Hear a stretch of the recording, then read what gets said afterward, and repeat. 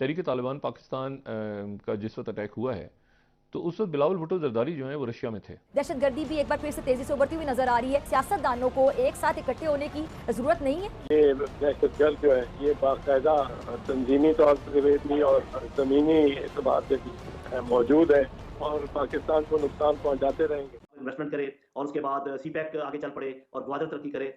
कौन से ऐसे ममालिक हैं जो चाहेंगे कि जी पाकिस्तान के अंदर अमन ना हो, और अगर अमन हो गया तो फिर ये आगे बात बढ़ेगी और ये उठ खड़ा होगा जो है ना हमारा ग्वादर, और फिर बातचीत चलेगी। तो एक का तो हमें पता है, एक मुल्क तो हमें मालूम है कि हिंदुस्तान है जो लीड रोल में है, और किसका। दोस्तों, आपका बहुत बहुत स्वागत है अपने न्यू अपडेट्स चैनल में।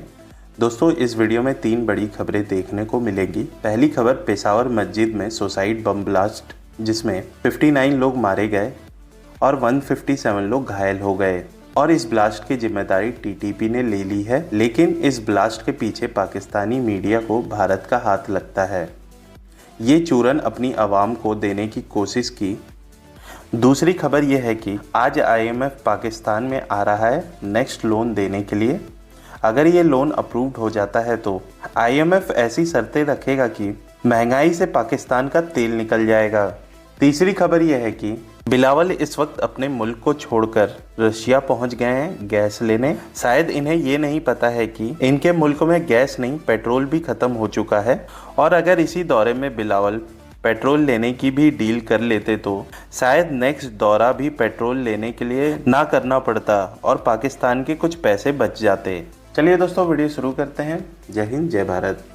प्रोग्राम का आगाज करूंगी इंतहाई दुख और अफसोस के साथ। आज पेशावर के इलाके थाना पुलिस लाइंस की मस्जिद के अंदर खुद कुछ धमाका हुआ, जिसके नतीजे में अब तक इमाम मस्जिद और पुलिस एहलकारों समेत दर्जनों अफराद शहीद और 150 से ज्यादा जख्मी हो गए हैं। धमाका एन जोहर की नमाज के वक्त हुआ, जहां हमला आवर पहली सफ में मौजूद था। ये जो इस वक्त मुल्क जो जिस तरह की खतरनाक सूरत हाल से गुजर रहा है, मशत की सूरत हाल सबके सामने बदतरीन सूरत हाल है। दहशतगर्दी भी एक बार फिर से तेजी से उभरती हुई नजर आ रही है। तो क्या इस वक्त में सियासतदानों को एक साथ इकट्ठे होने की जरूरत नहीं है ताकि इसका मुकाबला किया जा सके मिलकर? हल नहीं होगा। एक चीज मैं और ऐड करना चाहूँ इस बहस में, वो ये है कि हम अक्सर ये कहते हैं कि जी ये सारा कुछ हमारा किया धरा है और हम ही किसी ना काम के हैं। कुछ लोग कहते हैं नहीं जी सब कुछ बैरूनी साजिश है। ये दोनों एक्सट्रीम पॉइंट्स हैं। एक्चुअली बात बैन बैन है। हमने भी बहुत मौका दिया दुश्मन को कि वो करे, लेकिन अब मैं 2-3 आपसे सवाल आपके नाज़रीन सुन ले। वो कौन से मुल्क हैं जो नहीं चाहते कि अफगानिस्तान और पाकिस्तान के दरमियान हालात अच्छे हों और दोस्ती हो, और चीन वहां पर इन्वेस्टमेंट करे और उसके बाद सीपैक आगे चल पड़े और ग्वादर तरक्की करे? कौन से ऐसे ममालिक हैं जो चाहेंगे कि जी पाकिस्तान के अंदर अमन ना हो, और अगर अमन हो गया तो फिर ये आगे बात बढ़ेगी और ये उठ खड़ा होगा जो है ना हमारा ग्वादर, और फिर बातचीत चलेगी। तो एक का तो हमें पता है, एक मुल्क तो हमें मालूम है कि हिंदुस्तान है जो लीड रोल में है, और किसका इंटरेस्ट है इस चीज में कि चाइना को यहाँ रोका जाए और उनको आगे इंडियन ओशन तक ना।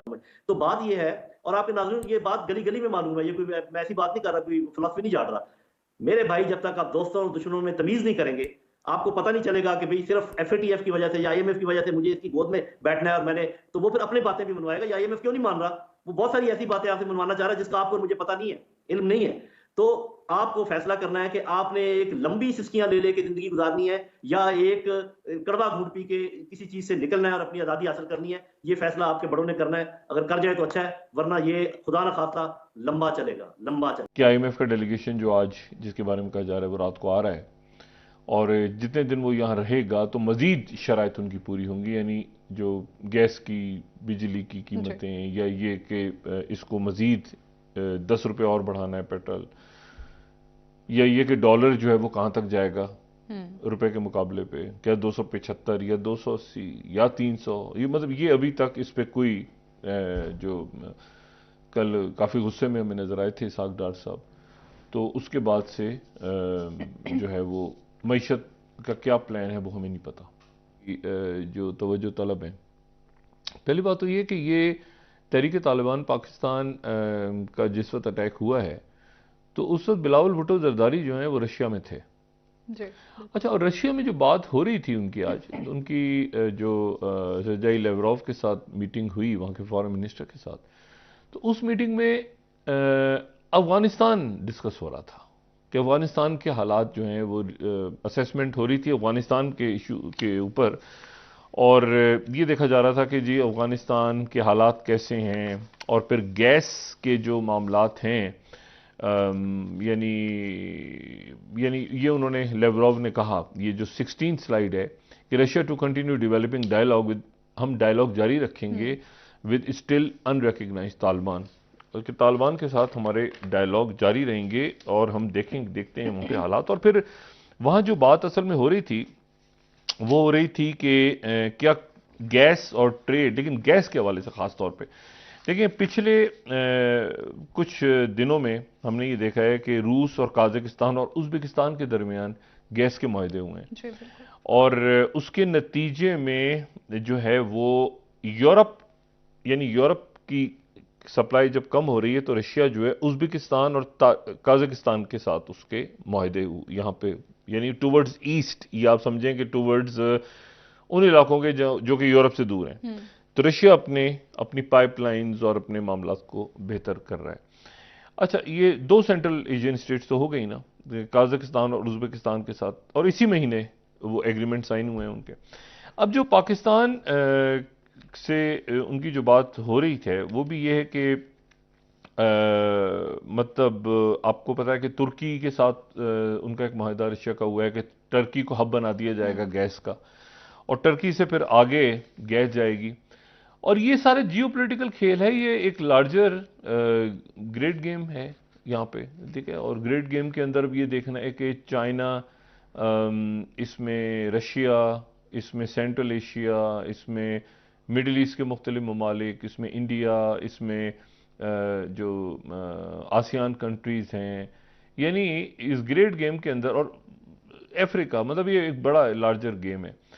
अच्छा, एन उस वक्त ये सारे मामलात हो रहे हैं यहाँ पे, और ये जो गैस की बात हो रही है कि पाकिस्तान तक गैस कैसे पहुँचाई जाए फ़ौरन, तो रशिया उसमें इंटरेस्ट ले रहा था कि जी अफ़गानिस्तान अगर जो है वो अगर